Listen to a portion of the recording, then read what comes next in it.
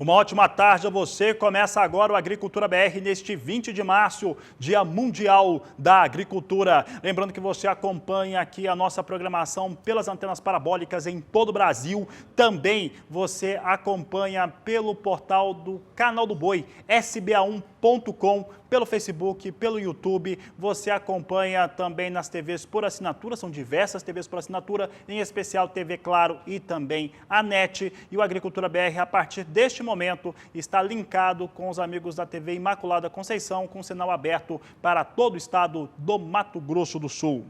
E eu abro o programa de hoje falando da retomada chinesa em relação às compras junto aos Estados Unidos. Hoje nós tivemos o Departamento de Agricultura dos Estados Unidos divulgando números de vendas e exportação avulsos e teve registro para soja, para milho e para trigo. Vamos dar uma olhada nesse volume que aconteceu no dia de hoje, para você entender o que eu estou dizendo. Voltaram ao mercado, você tem aqui todas as vendas para a campanha, entrega na campanha 2019-2020. Como eu já disse, o destino é a China.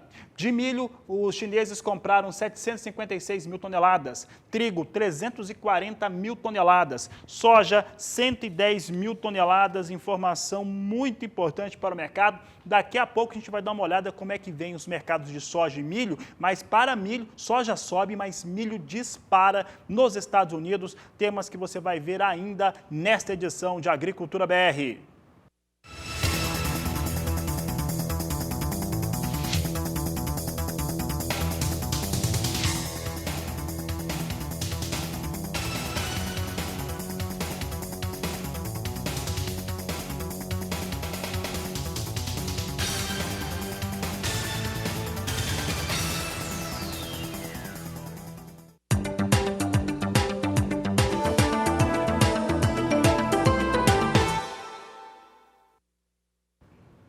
Você vai conhecer aqui uma iniciativa que ela traz otimização e melhores resultados com a utilização de tecnologia, seja na produção de soja, seja também na terminação de gado gordo. Você confere as informações na reportagem de José Cunha. A Fazenda Cachoeira, localizada no município de Itaberá, interior de São Paulo, a aproximadamente 320 quilômetros da capital, é um modelo exato de como o casamento entre tecnologia e produção vem dando certo. A propriedade possui 2.800 hectares e trabalha com o sistema Integração Lavoura-Pecuária-Floresta. A parte pecuária é voltada à cria e recria de animais da raça Nelore. O plantel conta com 2.600 cabeças, sendo aproximadamente 1.200 matrizes, com taxas de prenhez acima de 80%, além de uma taxa de desfrute acima de 77%, o que comprova a eficiência na produção de bovinos. A própria pressão hoje da pecuária, ela te leva a isso, né?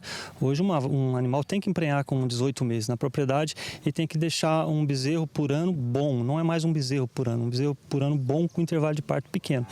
Então, genética, melhoramento, cria é constante, né? Você tem que estar toda hora procurando alguma coisa, trazer alguma característica para o rebanho, conhecer o rebanho e ver o que dá para melhorar, se é a musculatura, se é a precocidade, é o tempo todo aprendendo, procurando algum tipo de característica para trazer para dentro da fazenda que possa ser rentável no futuro. E o que dá para destacar de tecnologia que vocês utilizam para chegar nesses números? Desde nutrição, né? Uma nutrição por categoria, desde o bezerro já recebendo um suplemento que para ele não perder desempenho, uma recria com um suplemento para aquela categoria e até mesmo entender muito hoje o clima, as mudanças climáticas, você conhecer a sua região, o que gramínea que você pode trabalhar para o animal, para oferecer uma oferta de forragem que vai atender às necessidades do animal. Então, você tem que olhar todos as necessidades hoje do animal e tentar atender da melhor maneira possível dentro das dificuldades da sua região. Parte das pastagens da propriedade são irrigadas via pivô central. Que a gente foi vendo que o pasto é uma cultura que nem o milho, que nem a soja. Se você der os nutrientes, eles vão crescer. A maioria dos nutrientes que faltava era água. Então a gente começou com a irrigação. O nosso pivô mais antigo aqui para pasto a gente instalou em 2005 e a gente foi aprendendo. Lógico que no primeiro ano não deu tudo certo, mas hoje a gente vê uma rentabilidade muito grande e a gente chama o efeito sanfona, ou seja, durante o verão, a gente consegue colocar mais gado debaixo do pivô, descansando os pastos em volta. E daí no inverno, quando os pânicos não crescem tanto por causa da temperatura, a gente consegue assim ter uma quantidade de UA maior na fazenda como um todo, usando a área irrigada. Ou seja, você consegue ter pasto para o gado o ano inteiro. Exatamente. A propriedade conta ainda com a ajuda de parceiros no controle de parasitas que afetam o rebanho. A parceria com a Fazenda Cachoeira é uma parceria já comprovada, com produtos de ponta para o manejo e a eliminação do carrapato e de vermes intestinais, gastrointestinais. Nós temos aqui produtos, um protocolo do contra-ataque, trabalhamos com o protocolo do contra-ataque nessa fazenda. A gente faz sempre o nosso teste de OPG, faz o mapeamento dos ovos por grama, depois a gente faz o mapeamento nas fazendas da pressão de infestação dos équitos e aí decide qual protocolo utilizar na fazenda, como é o caso de sucesso aqui da Fazenda Cachoeira. Na produção de soja, a fazenda também dispõe de recursos tecnológicos que aumentam a produtividade e fazem com que a colheita chegue a render até 80 sacas por hectare. Entre as tecnologias utilizadas pelo produtor para garantir os altos índices de produtividade tanto na pecuária quanto na agricultura estão o uso de aplicativos que trazem informações a respeito do clima, temperatura e também informações nutricionais a respeito do rebanho e do solo. Como a gente sempre tem uma dificuldade, principalmente depois dos últimos 2 anos que a pecuária sofreu bastante, nós realmente apertamos muito as nossas despesas. E daí nós começamos a usar tecnologia digital, aplicativos, que realmente facilitassem o dia a dia, tanto da equipe agrícola, como da equipe da pecuária, como para o Itamar, que é o nosso gerente da fazenda. Então, algumas ferramentas digitais, que nem o controle e monitoramento de doenças da Metos nas estações meteorológicas, que além de dar o clima, além de dar uma previsão de tempo, nós também conseguimos fazer o controle de doenças. Isso é uma coisa muito fácil, que está disponível hoje, não é cara e não é uma coisa complexa. Então a gente está usando essas ferramentas passo a passo para tentar diminuir as nossas despesas e ser mais efetivo na aplicação, por exemplo, de defensivos agrícolas. Olha, a semana de clima seco e quente no Rio Grande do Sul agravou a situação das lavouras gaúchas, que já estavam bem complicadas, com forte redução na estimativa de produção de soja por lá. Vamos dar uma olhada agora nos últimos números apresentados pela Emater, trazendo aqui o índice de área colhida, chegando a 18% no estado do Rio Grande do Sul. O que ainda não foi colhido, cerca de 82% da área, 45% está maduro, portanto, já em condições de colheita. 32% em fase de enchimento, 4% em fase de floração e 1% aqui que está em fase de germinação ainda, mostrando uma situação de forte pressão causada pela questão do clima seco, causado pelo estresse hídrico, que causa o estresse hídrico sobre as áreas de lavoura de soja no estado do Rio Grande do Sul.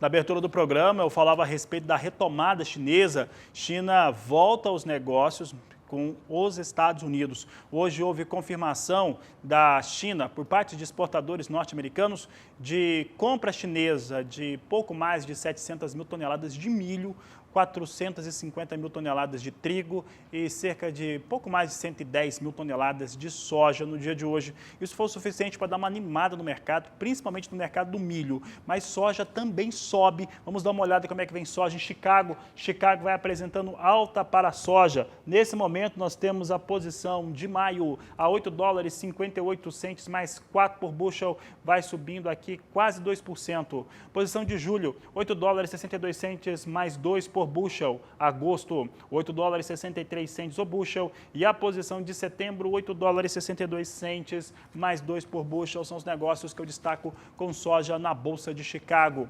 Vamos dar uma olhada agora no dólar, esses elementos formam o preço da soja aqui no Brasil. Dólar comercial é o que eu trago agora, nós temos o dólar recuando bastante neste momento, dólar cai muito, vindo com recuo de 1,72%, o dólar cai bastante. Dólar caindo 1,72% para R$ 5,01 mais 6. Assim vem os negócios com o dólar no Brasil nesta sexta-feira, 20 de março.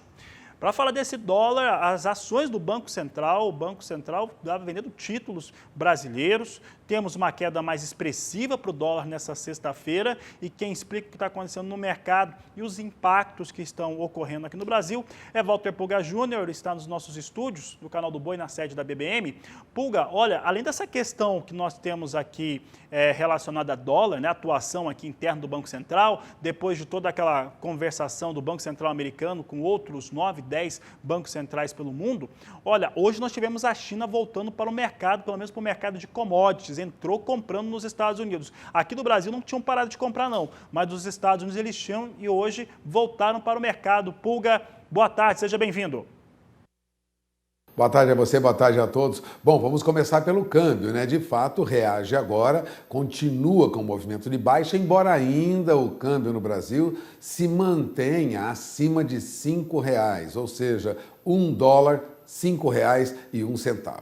Situação que é melhor do que a que nós vimos recentemente, né? A perspectiva agora é de uma certa calmaria. Também pudera, o Banco Central foi ao mercado, ele ofereceu muitos recursos, né? Lembrando que ofereceu dólares com compromisso de recompra, ofereceu títulos com compromisso de recompra, o Tesouro Nacional realizou leilões extraordinários de compra e venda de notas do Tesouro Nacional, de letras do Tesouro Nacional. Resumindo, analistas de câmbio como Elson Guzmão, por exemplo, da Ouro Minas, avalia que o novo leilão do Banco Central, com esses títulos soberanos, né? Ou seja, coloca no mercado títulos do país, ajuda, lógico, na queda do dólar. Mas ele acredita que o mercado vai querer testar mesmo o limite do Banco Central, que considera aí o dólar muito alto, né?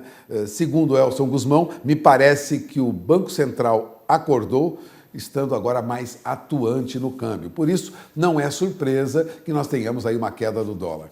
Mas antes de acompanhar a Bolsa, acompanhar o índice Bovespa, vamos lembrar que os mercados europeus e os mercados lá nos Estados Unidos, de ações, de papéis, reagiram bem, viu? Por volta agora das 12 horas, horário lá, né, de Brasília, 7h45 da manhã, nós já tínhamos na Europa alta de quase 5% na Bolsa de Paris, alta na Bolsa de Londres de mais de 1,5%, a Bolsa de Frankfurt tinha alta também de 4,13%, Nasdaq subia 3,34%, Standard & Poor's também subia nos Estados Unidos, Dow Jones, ou seja, há uma reação positiva no mercado. Mas também não é de todo uma correção no que já se perdeu.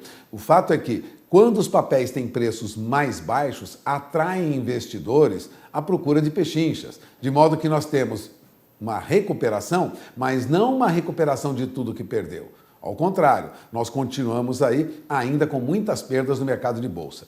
De qualquer maneira, parece que já encontramos aí um piso, né? O mercado internacional de papéis já teria encontrado um piso. Petróleo também vinha em alta, então Wall Street vinha em alta, as bolsas lá vinham em alta. E aqui o nosso índice Bovespa, vamos ao nosso índice Bovespa? Nosso índice Bovespa agora há pouco já vinha em alta de mais de 2,5%, opera agora aos 69.921 pontos, tem alta de 2,33% neste momento, está oscilando, é verdade, já esteve melhor, já passou de 72.247 pontos, agora está na faixa de 69.900, abaixo de 70 mil pontos, mas é uma perspectiva melhor do que a que nós víamos recentemente. Agora, vamos ao mercado de ações, porque algumas das ações mais negociadas, veja, nós temos a Petrobras, que vem em alta hoje, a alta da Petrobras agora já passa de 5%, papéis que perderam muito recentemente. Quem acompanha aí a agricultura BR viu nos últimos dias, a derrocada nos papéis da Petrobras em função também da queda do preço do petróleo. Quando o petróleo sobe, e é o que está ocorrendo hoje, o que nós temos é uma alta também nos papéis da Petrobras. Ou seja, as commodities variam, o petróleo vai influenciando outras commodities também, metálicas e não metálicas, commodities agrícolas. O fato é o seguinte, é que nós temos papéis em recuperação hoje. É uma situação melhor do que a que víamos no início desta semana, mas não significa uma recuperação de tudo o que se perdeu lá atrás. Importante lembrar que é preciso mesmo refazer as contas, refazer o planejamento, temos alertado para isso, é visível que nós teremos um crescimento muito prejudicado. A Fundação Getúlio Vargas já fez uma revisão nos números de crescimento do país, já se espera uma queda avassaladora de mais de 4% no crescimento no nosso país. Isso significa que nós estaríamos numa situação tão grave como a que tivemos em 1962, lá atrás, né? Antes, né, de 64, portanto, situação bem complicada. Agora, é lógico, as autoridades procuram sanear as finanças, Fabiano, e é importante que nós tenhamos consciência de que agora trabalharemos com algumas dificuldades. Isso ocorre só no Brasil? Não. Outros países enfrentam os mesmos problemas, alguns até piores do que o Brasil. A Itália, a Espanha sofrem muito com o coronavírus e com o desajuste na economia. Não será diferente com um país como o Brasil, um dos maiores do mundo. É isso, é com você. Tá certo, Pulga, uma boa tarde a você, obrigado pela participação. Eu sigo falando agora a respeito de valores negociados nos portos, tem impacto direto aí do dólar e também dessa certa recuperação que tem com soja em Chicago. Vamos dar uma olhada em como é que vem. Ontem nós tínhamos valores para o porto de Paranaguá na casa próxima a 96, 97 reais, chegou a 97 reais a saca de 60 quilos. Hoje nós temos referência para Santos, nós ficamos 2 dias sem referência no Porto de Santos. Hoje Santos e Paranaguá apontam para 96 reais a saca de 60 quilos de soja, é o destaque do Agricultura BR. E olha, nós queríamos saber como é que estava a situação no Porto de Paranaguá em relação aos embarques e como que foi o balanço do primeiro bimestre. Vamos dar uma olhada agora nos números oficiais do Porto de Paranaguá. Nós trazemos aqui alguns dos itens que são do agronegócio. Veja só, aqui destaque para a soja. Paranaguá, nos 2 primeiros meses do ano, embarcaram 1.230.000 toneladas de soja, 557.470 toneladas de farelo de soja, 395.530 toneladas de milho e um destaque aqui para a carne de frango, 272.000 toneladas de carne de frango pelo Porto de Paranaguá. E aí, nesta semana, nós tivemos fortes movimentações e discussões em relação a operações nos portos. Para falar a respeito deste assunto, especificamente tranquilizando, inclusive tivemos uma carta assinada por várias entidades do agronegócio pedindo para o governo federal garantir a logística para o setor. Nós tivemos o Luiz Teixeira Júnior, que fez uma gravação aqui para o Agricultura BR, para o Canal do Boi, garantindo as operações no Porto de Paranaguá e explicando o que está acontecendo por lá e as medidas contra o coronavírus. As operações no Porto de Paranaguá continuam sendo feitas normalmente. Apenas seguimos algumas instruções que vieram da Organização Mundial da Saúde, do Ministério da Saúde e da Secretaria Estadual da Saúde. Inclusive, o governador Ratinho Júnior baixou um decreto dando todas as diretrizes para os órgãos do Estado. E o Porto segue fielmente essas diretrizes. Quanto ao ritmo das exportações de grãos e carne nos 2 primeiros meses deste ano, podemos dizer que, embora tenha havido uma queda na exportação de grãos, nos meses de janeiro e fevereiro, houve um aumento na movimentação de granéis líquidos e da carga geral. Quando nós falamos carga geral, grande parte da carga geral se deve ao container. E o container são as carnes, os contêineres frigorificados, movimentam as carnes e nos últimos 2 anos tem havido um crescimento considerável nesse segmento de exportação das carnes, tanto a bovina, suína, como a carne de frango. Quanto à exportação de grãos, os 2 primeiros meses deveu-se à comercialização, tendo agora em março a exportação de grãos voltado à sua normalidade e hoje o movimento de navios esperando para receber soja, principalmente, é muito grande. Está aí o diretor de operações do Porto de Paranaguá e Antonina explicando como que está o funcionamento nesse mês de março. Tem mantido bastante tranquilidade os gestores no Porto de Paranaguá, assim como o Santos. Mas essa foi uma semana bastante movimentada, principalmente em estado de São Paulo, quando os estivadores, ou parte deles, que ligados ao sindicato, chegaram a ameaçar paralisação e greve. Nesta última noite de quinta-feira, nós tivemos 11 das principais instituições que representam o setor do agronegócio brasileiro, mandando uma carta ao governo federal exigindo que garanta a questão logística para sair com os produtos e que eles sejam embarcados. No próximo bloco do Agricultura BR, nós vamos falar a respeito de Complexo Carne, você vai saber como é que vem algumas operações aqui no Brasil e também tem muita tecnologia. Nós vamos falar a respeito de como ter melhores resultados no campo, é o que você vai acompanhar logo mais aqui no Agricultura BR, que volta já.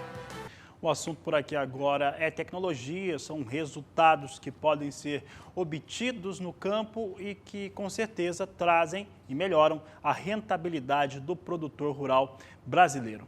Para falar a respeito deste assunto e também de uma das empresas parceiras aqui do Canal do Boi, eu recebo o Fernando Dédimo, que é o diretor técnico da Keep International. Obrigado pela sua participação mais uma vez. Nós, nesta última quinta-feira, falávamos um pouco a respeito da tecnologia, de como que ela age, Fernando. E eu gostaria de abordar hoje um pouco essa ação, né, sobre as culturas que ela pode ser utilizada, né, fazendo aí também uma recomposição, para quem não assistiu o programa ontem, mas também como que ela ajuda a melhorar essa rentabilidade do produtor rural, de uma vez que é o foco, um dos focos do produtor. Boa tarde, seja bem-vindo. Muito obrigado, boa tarde a todos, boa tarde o canal, o Facebook, que nos acompanha agora ao vivo. É um prazer estar com vocês aqui novamente e estamos à disposição aí para passar as melhores informações possíveis.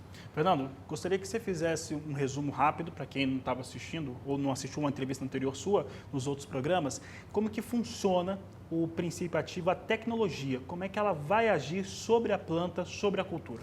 Primeiramente, eu gostaria de fazer um comentário sobre de onde veio a tecnologia. Mr. Keep Coolers, o desenvolvedor dessa tecnologia, um americano recordista em produtividade de soja e milho. E essa tecnologia veio para o Brasil em 2011. É uma tecnologia que a gente é um estimulante de vigor fotossintético, um produto que é aplicado via foliar e que faz com que a planta estimule a produtividade. Tá certo. E como que ela vai, por exemplo, uma cultura de soja, de milho? Hoje a gente estava falando muito, vai falar ainda bastante a respeito de café e trigo. Como é que ela age sobre culturas como essa, sobre essas áreas de cultivo, sobre as partes aéreas da planta? O produto é aplicado sempre junto com outros produtos. No caso, um herbicida, um inseticida, um fungicida e até mesmo um adubo foliar. Então, o produto é aplicado em épocas de chuva, né, em períodos aí onde você tem umidade. É claro que, por exemplo, numa época de meados do ano, junho, julho, onde a gente tem uma seca, porém a gente também trabalha em pivôs. E mostrando nesse vídeo agora, nós aplicamos desde uma costal, provavelmente em áreas de culturas pequenas, um HF, por exemplo, drones, mais aviões e pulverizações de barra convencionais. Em qualquer cultura a gente pode aplicar o produto. Tá certo. E como que a aplicação vai melhorar alguns processos que toda planta faz em relação à fotossíntese? Né? Isso é interessante que você explique mais uma vez para nós.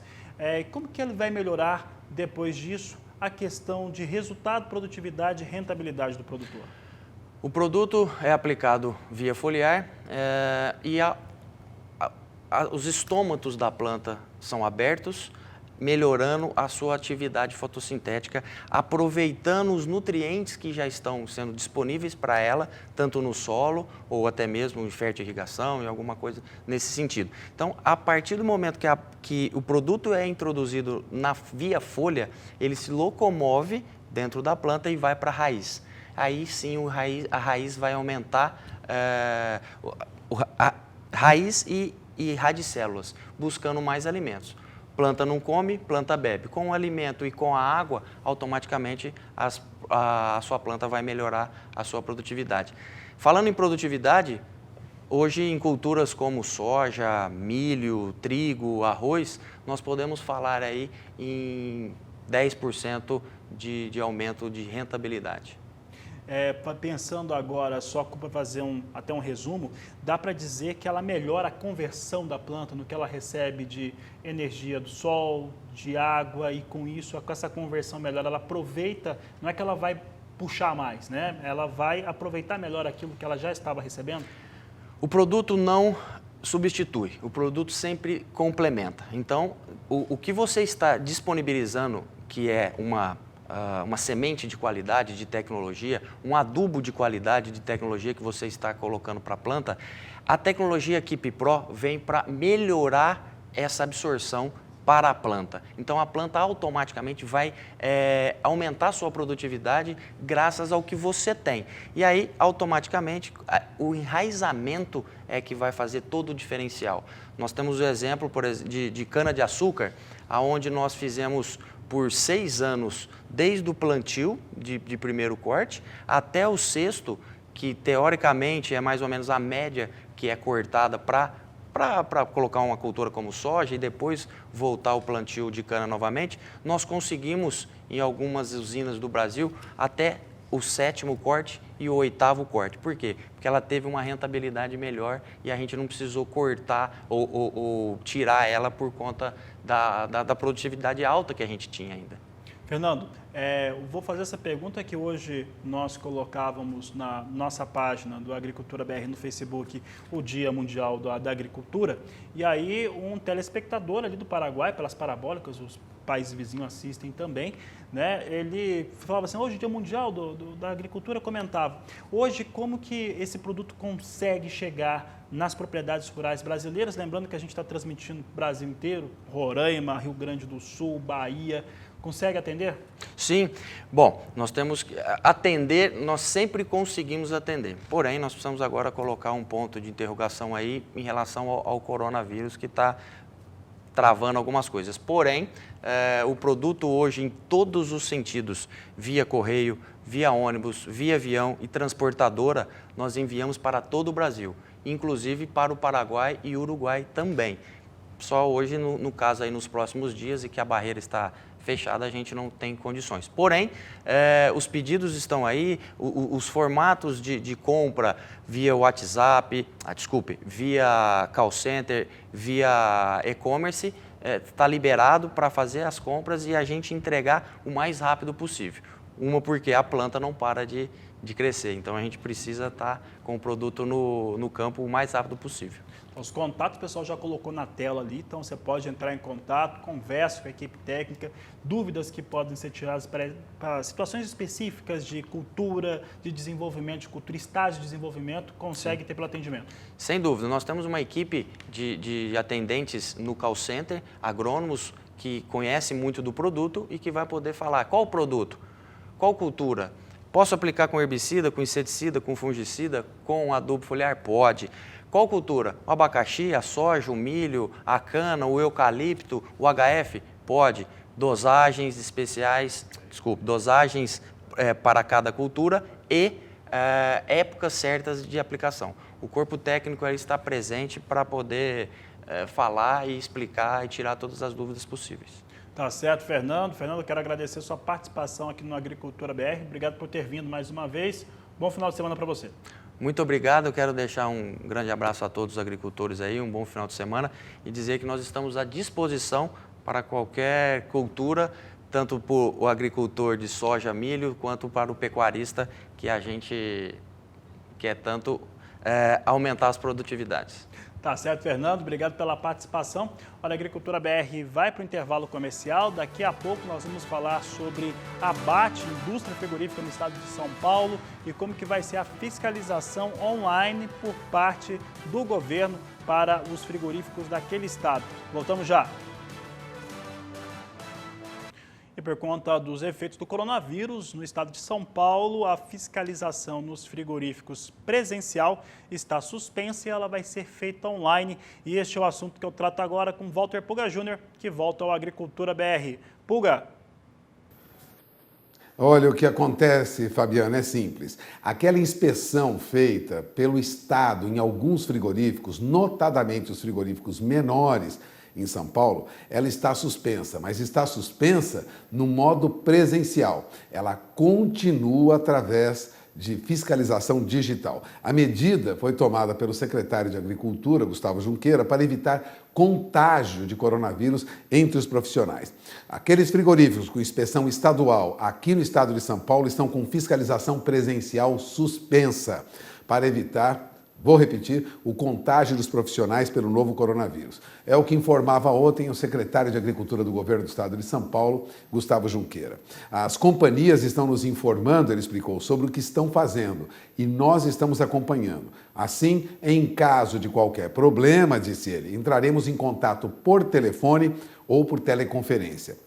Com a suspensão dos trabalhos, ele disse que os relatórios agora serão cobrados dos frigoríficos no final do mês e que fará controles digitais que foram estabelecidos. Segundo ele, o Estado tem um papel, na verdade, de monitorar a produção, mas não de dizer o que o frigorífico deve ou não fazer dentro da sua empresa. A decisão da Secretaria de Agricultura, no entanto, ela não vale para aqueles frigoríficos que são fiscalizados pelo governo federal, pelo Serviço de Inspeção Federal, o CIF. Nesses casos, a fiscalização presencial continua. Portanto, no Serviço de Inspeção Federal, a fiscalização presencial, ou seja, com o fiscal no frigorífico, ela continua. E é, inclusive, exigência de alguns países importadores de carne brasileira.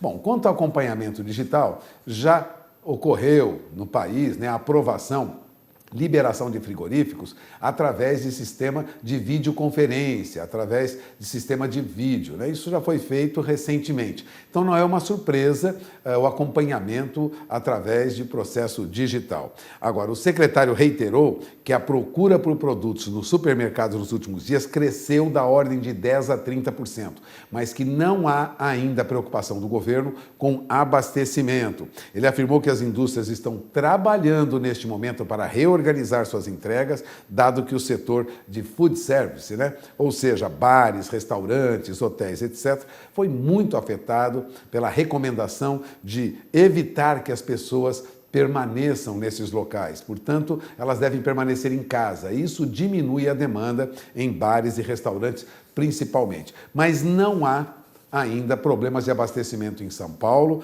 e ele disse que há alimentos disponíveis. A Secretaria de Agricultura de São Paulo acompanha toda essa movimentação, esse corre-corre que ocorre às vezes em um ou outro supermercado, mas o sistema de abastecimento ainda não foi afetado. Ele disse que está, na verdade, ocorrendo uma readequação, tanto na fiscalização dos frigoríficos, como na redistribuição de alimentos. As feiras livres são outro caso que estamos tratando. Ele sugeriu menor frequência de pessoas nas feiras livres. Sugeriu também separação da comercialização. Um dia com legumes, outro com frutas. E uma distância entre um feirante e o consumidor ainda maior, com entregas também através de caixas, ao invés da opção pela exposição de produtos a granel.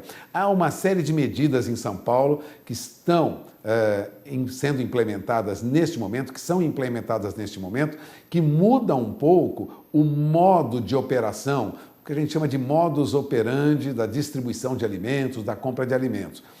Haverá, como disse o secretário Gustavo Junqueira, uma readequação. Isso não ocorre só em São Paulo, quem está também em outros estados deve passar por uma modificação no modo de comercializar frutas, verduras e legumes e também na fiscalização de frigoríficos e de agroindústrias que trabalham com alimentos principalmente.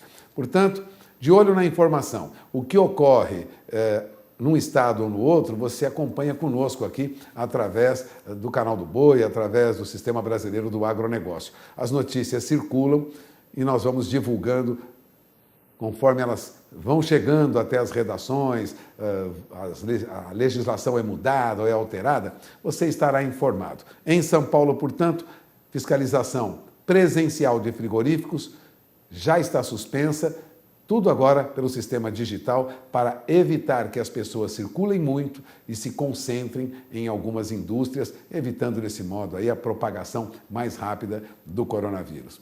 Fabiano? Obrigado, Walter Pulga. Uma boa tarde a você. Bom final de semana também. E olha, a gente segue agora trazendo cotações de mercado.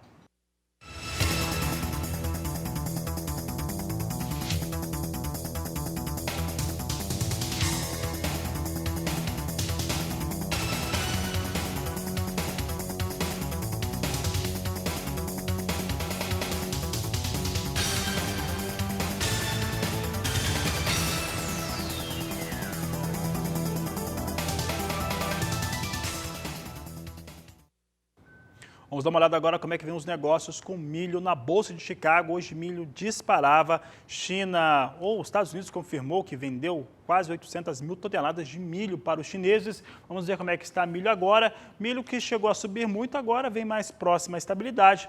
Posição de maio, $3,45 mais 4 bushel. Julho, 3,51. Setembro, $3,56 mais 4. Posição de dezembro, $3,64 mais 6 por bushel. Assim vem os negócios com o milho na Bolsa de Chicago. Vamos falar agora de um outro assunto que é extremamente importante e que o planejamento tem que estar feito, tem que estar disponível para que não se tenha dificuldades durante o período de inverno. Eu falo das pastagens para esse período, como preparar alimento, ter alimento disponível para o gado naquele momento no qual fica mais difícil a produção. É o que nós vamos acompanhar agora na reportagem de Annelise Nicolodi. Eu vou conversar com o Gustavo Martins da Silva, ele que é chefe de transferência de tecnologia da Embrapa Pecuária Sul. A gente vai falar um pouquinho, né, Gustavo, sobre os sistemas de produção e o quanto eles são importantes, principalmente para quem trabalha com gado de leite. O que a Embrapa está trazendo de novidades, né? Qual é o viés que vocês estão trabalhando? Certo, não, de fato, a gente trabalha muito na perspectiva de processos, né, e de sistemas de produção, né? O que isso quer dizer? Que independente das culturas que são utilizadas, o importante é que o sistema seja sustentável e tenha rentabilidade, entregue rentabilidade ao produtor ao longo dos anos, né? Então, nessa perspectiva de sustentabilidade, né, a gente busca compor os diferentes culturas, né, que o produtor pode utilizar, espécies, cultivares, né, que melhor se adequem ao sistema de produção dele. Quando a gente fala em produção animal, seja leite, corte, né, a gente ganha, inclusive, uma variedade de possibilidades de alimentar os animais. Porque os animais não comem somente uma planta, né? Eles comem uma variedade de plantas e melhor ainda se a gente tiver um consórcio dessas plantas, né, que entregue forragem, alimento para os animais ao longo de todo o ano, alimento de qualidade.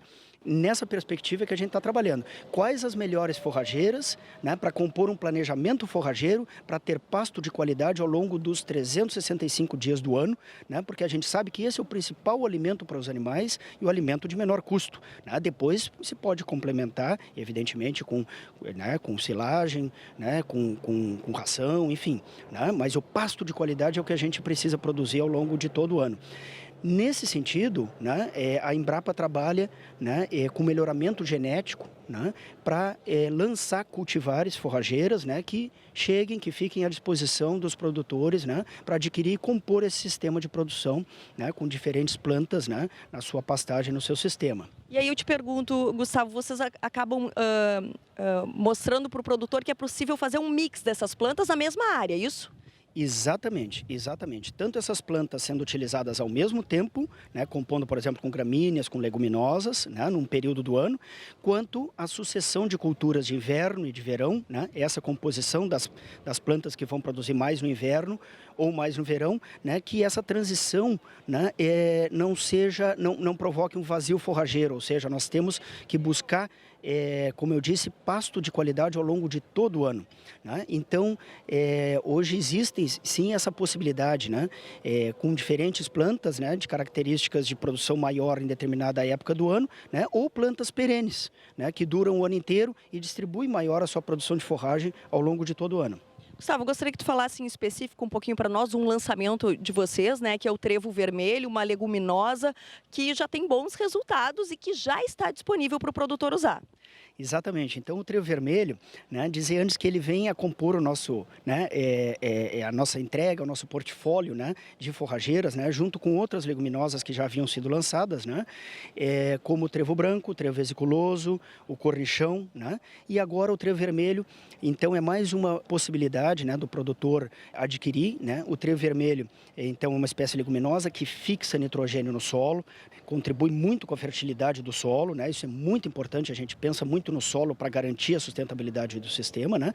E numa composição com gramíneas, né? É uma espécie de inverno, produz mais no inverno e primavera. Numa composição, por exemplo, na pastagem com azevém, com aveia, com espécies gramíneas, com trigo, com espécies gramíneas de inverno, né? Ela contribui com nitrogênio para a gramínea e proteína, né? Qualidade da forragem para os animais, né? Então, compõe uma pastagem de excelente qualidade. Esse lançamento é uma parceria, né, com a Universidade Federal do Rio Grande do Sul, né, através do Programa de Melhoramento Genético que a gente tem em parceria, e com a Sulpasto, que é uma associação de produtores e comerciantes de sementes.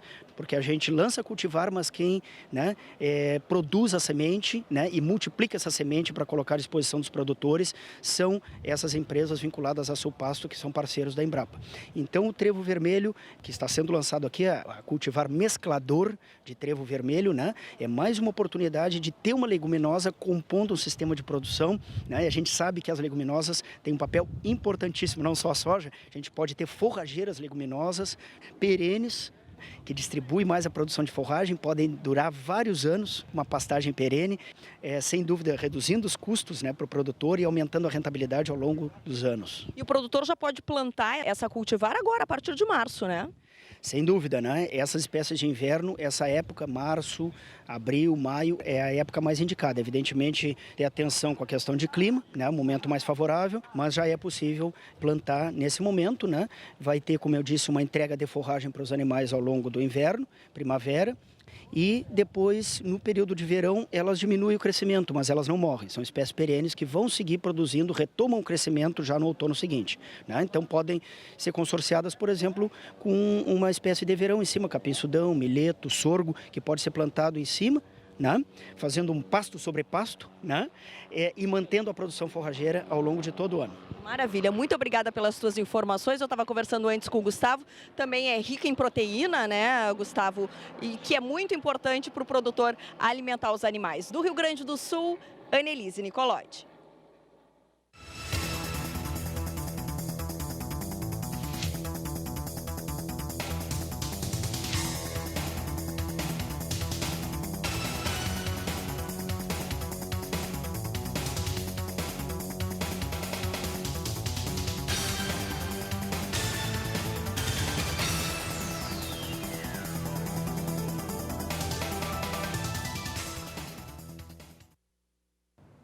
Café é o assunto de agora e o café arábica volta a registrar alta na Bolsa de Nova York. É o que nós vamos dar uma olhada agora. Você acompanha comigo números para Nova York, trazendo a arábica na posição de maio a $1,18 mais 35 a libra peso. Julho, $1,18 mais 50. Posição de setembro, $1,18 mais 95. E dezembro, $1,19 mais 75 por libra peso. Segue com valores firmes, como dizíamos durante toda essa semana, o café arábica negociado na plataforma Ice Filters.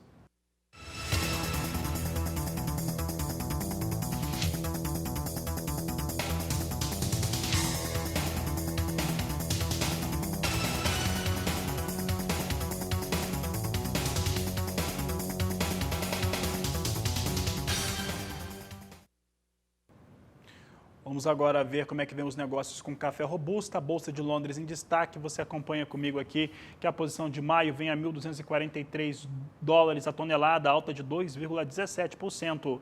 Julho, 1.274 dólares a tonelada, com alta de 2,35%. Setembro, 1.296 dólares, elevação de 2,23%.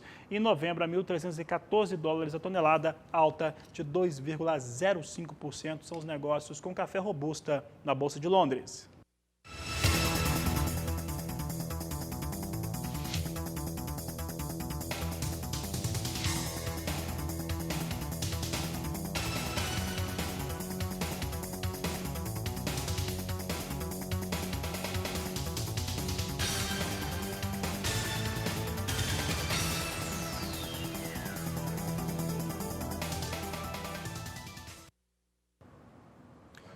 E o Agricultura BR traz em destaque agora a produção de pescados no Brasil. Você vai ver como que isso tem ocorrido em parte do país e também dados a respeito da campanha de comer mais peixe. A reportagem é de José Cunha.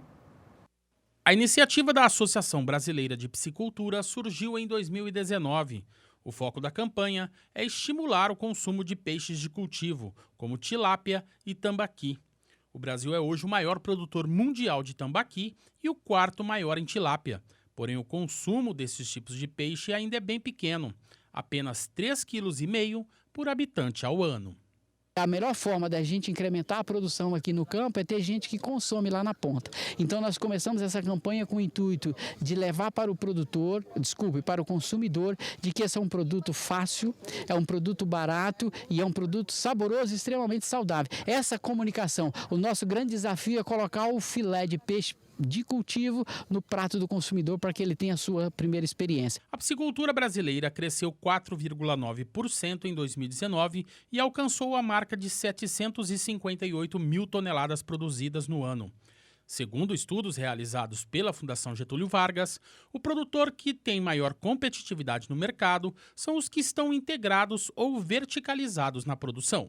Nós observamos hoje, principalmente na cadeia de tilapicultura no Brasil, 3 sistemas de produção. Nós temos o sistema integrado, que inclusive nós temos o exemplo aqui, onde o empresário ele fornece para o produtor insumos e acaba recebendo e o produtor tem remuneração por isso. Nós temos o sistema verticalizado, que também é um exemplo daqui, onde tem produção, frigorífico de processamento e comercialização. E nós temos o independente. O independente é aquele produtor que produz seu peixe e sai no mercado vendendo. O que nós temos observado nesse momento, e isso é um estudo da Fundação Getúlio Vargas, que acabou de ser feito, que nesse momento quem tem competitividade é quem está integrado e quem está verticalizado. O produtor independente, ele ganha dinheiro hoje, mas perde dinheiro amanhã, porque ele vai para o mercado spot, tá? Então hoje a Peixe BR trabalha no sentido de que o produtor, ele entre no sistema de integração, ou ele se organize em grupos, construa o seu frigorífico, verticalize e vá para o mercado, porque essa é uma característica do mercado. As exportações também tiveram aumento e a expectativa é de que o mercado internacional compre cada vez mais o produto brasileiro. O ano passado nós já tivemos um crescimento de 26%, esse ano a gente acredita que dobra as nossas exportações por vários motivos. Um deles é ganho de competitividade, ou seja, o produtor está produzindo mais a menores preços e a tilápia é um commodity, ou seja, é preço internacional. Eu tenho que competir com chineses, com vietnamita, com Costa Rica, com México, ou seja, eu tenho o mundo inteiro para competir. Há 25 anos no mercado, a piscicultura cristalina no interior de São Paulo chega a abater em média 200 toneladas de tilápias por mês. Mas a empresa já está se preparando para atender o aumento da demanda. Eu acredito que a tilápia ela tem um grande potencial, né? Tanto como um peixe de alto valor nutricional, né? Um alto valor agregado, é um produto que tem um potencial enorme para ser trabalhado, né? No mercado fitness, no mercado do pessoal que está buscando uma alimentação mais saudável. Acho que a gente tem muito para explorar nesse sentido, que ela ainda é muito tímida, a gente ainda não teve tempo de avançar sobre isso ainda. O frigorífico nosso tem uma capacidade de até umas 40 toneladas por dia, né? Então, o que nós precisamos é aumentar a produção, a piscicultura, né? Para poder atender essa demanda do frigorífico.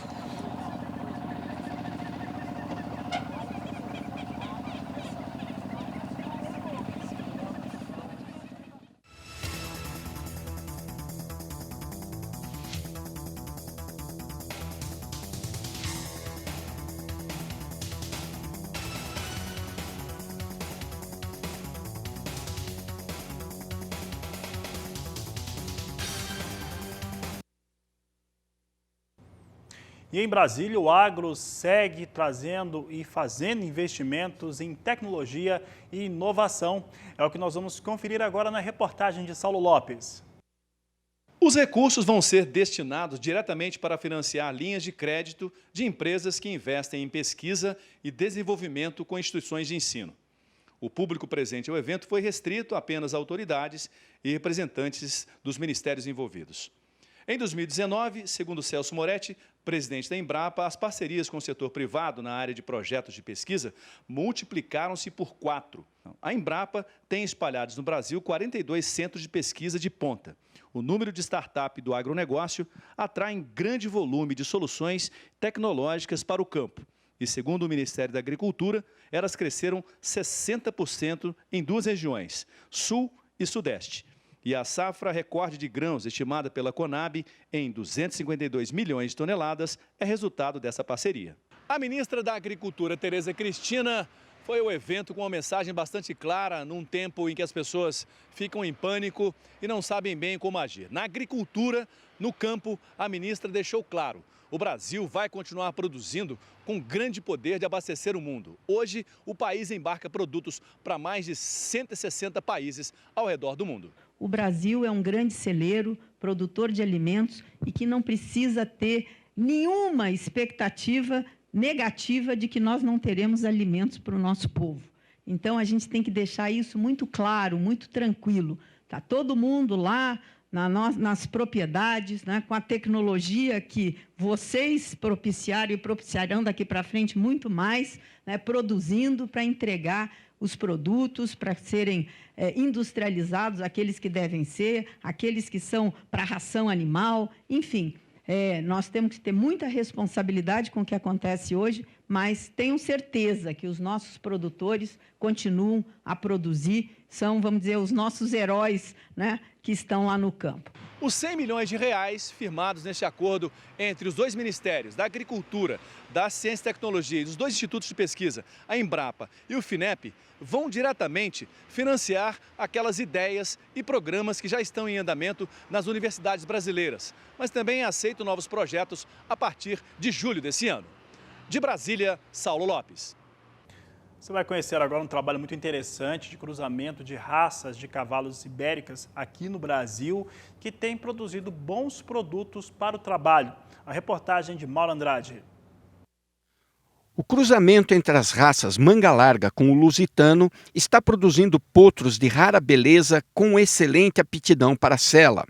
Nós vamos mostrar agora um potro de 1 ano e 2 meses que é filho do manga larga paulista com uma égua lusitana. Juca, um belo exemplar. Sem dúvida. Esse é o Fury, é um potrinho filho de uma égua muito boa, lusitana. Ele é neto de cavalo de Olimpíada e eu acredito muito nesse potro. Isso aí é uma raça que eu estou fazendo agora, experimentando. Ela dá registro e tudo. Esse cavalo é um cruzamento, mas que tem associação própria, que dá registro. Como que é o nome dessa nova raça? É Euro Brasileiro. Então, a minha intenção com essa raça é agregar mais alguma coisa no cavalo para cavalhada, que, como eu já disse, meu negócio é produzir cavalos para a cavalhada. Como o lusitano é um cavalo de 1000 anos já de picadeiro, então eu espero que ele agregue algum valor de qualidade no desempenho ao manga larga.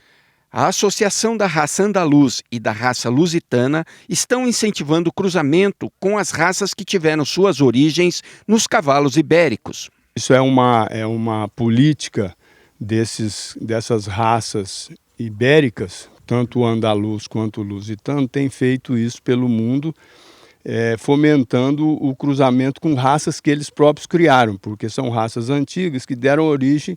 O manga larga mesmo a origem dele maior é do lusitano. Então agora com esse cruzamento do manga larga com o lusitano é quase uma volta às origens e é uma maneira de fomentar a raça do lusitano. Para isso eles estão fazendo esse tipo de incentivo. Os potros que são preparados para as festas de cavalhadas só iniciam os trabalhos de doma quando estão com a estrutura óssea e muscular desenvolvidos. Isto acontece por volta dos 3 anos de idade. Esse potro ele acabou de desmamar, ele ainda vai criar até 3 anos de idade, onde ele começa o treinamento leve, né? E a partir dos 4 anos ele vai ser montado. Então, um animal que só a partir de 5 anos de idade que ele vai começar a introduzir na cavalhada. Ele vai ficar pronto com 8 anos, aproximadamente, né? Ou seja, é uma doma tardia. É um animal longevo, né? Que ele tem uma vida útil muito grande, portanto, ele tem que se criar bem para poder desempenhar esse tempo todo. Ele é um cavalo que vai dar 8 a 10 anos de vida útil, de serviço. Então, eu tenho que criar ele bem, deixar ele desenvolver bem, não forçar ele antes da hora para que ele possa desempenhar os 10 anos com tranquilidade, sem se lesionar e sem ter problema, né? Ou seja, não pode ter pressa com uma preciosidade, um animal excelente, não pode ter pressa com ele. Não, a gente... criar o animal, criar cavalo é muito fácil. Agora, quando você cria um cavalo para um fim específico, no caso a cavalhada, onde o cavalo é muito forçado, ele é muito exigido, então você tem que tomar uns cuidados redobrados, porque você vai... Não adianta você vender um animal lindo, maravilhoso, e chegar lá ele se lesionar, ele não dá conta de desenvolver o trabalho que ele precisa desenvolver. De Londrina, no Paraná, Mauro Andrade. Com essas informações, essa edição do Agricultura BR fica por aqui. Voltamos logo mais às 16 horas no horário de Brasília. Até lá!